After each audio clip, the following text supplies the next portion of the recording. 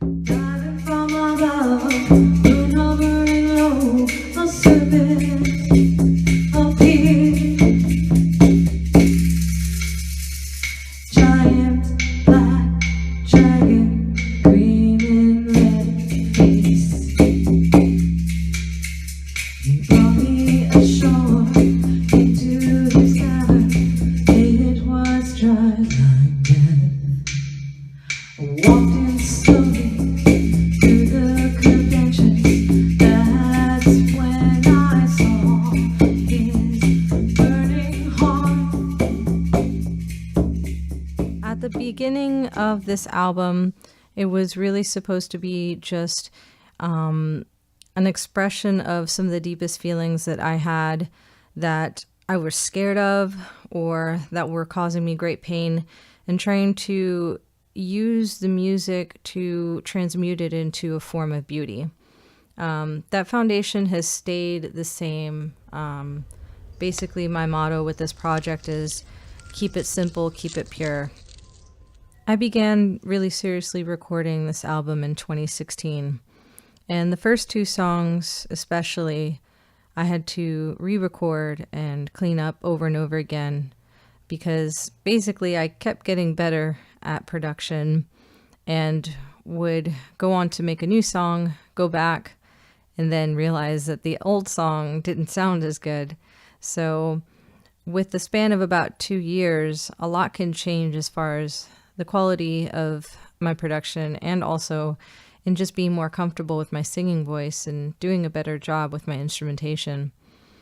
So this project is really an accumulation of 2 years' work of trial and error, of asking people for help and advice on how to do this well, and finally getting to a point where it was a cohesive, consistent, clean project that I've been really, really happy with. Learning to record drums and mix them properly was very difficult, and I really enjoyed being able to learn that process. And I feel like I was able to really get the punch out of the congas and the Bahia bass drum that I really wanted to get. And with the help of Tony Welter, we really got in mastering the ability to keep all those lows and also keep the punch without having it overbearing and taking out any of the actual resonance. Into the fire, that's when I saw it.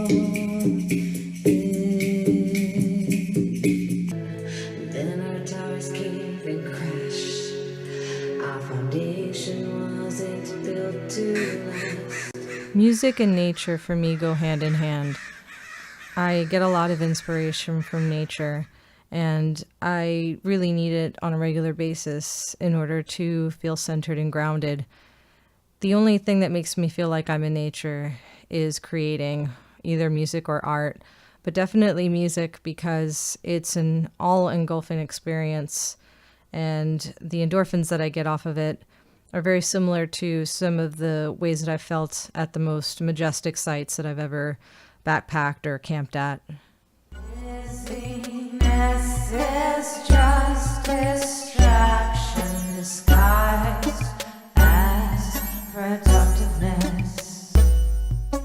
If you were to drop the pieces, what would your heart make of it?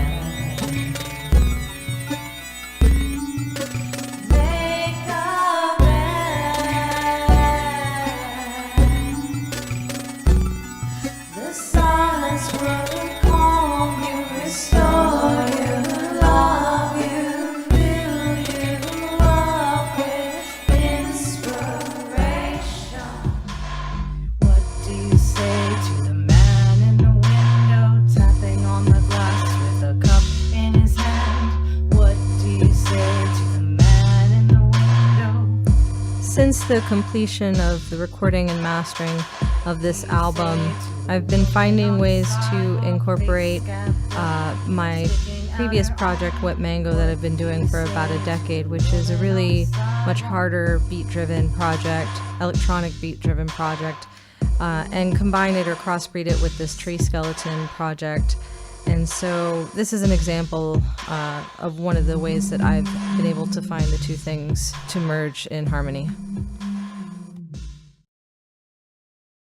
What I want from this album is to have a solid foundation to base a continued creative career in this tree skeleton project that I'm completely in love with. I want to get this album done with no shortcuts, with integrity, with as much quality and as much art as I can possibly fit into it. Tree Skeleton is not just a journey in creative exploration. It's a journey and basically an autobiography of healing. And truly, like the first 2 years of my life of really actually learning to love myself. And if any of that and any of my messages and the vibrations taken from this music ripple out and help anyone else, that's amazing. I want what I know is my birthright, and that birthright is freedom. And if art and music give me freedom in my soul and even in my body and my mind, then at this point in my life, I'm done making excuses. I will do whatever I need to get this done. I believe that this will be supported because it is living in my truth, and I'm very happy to be going to the extent that I need to be happy.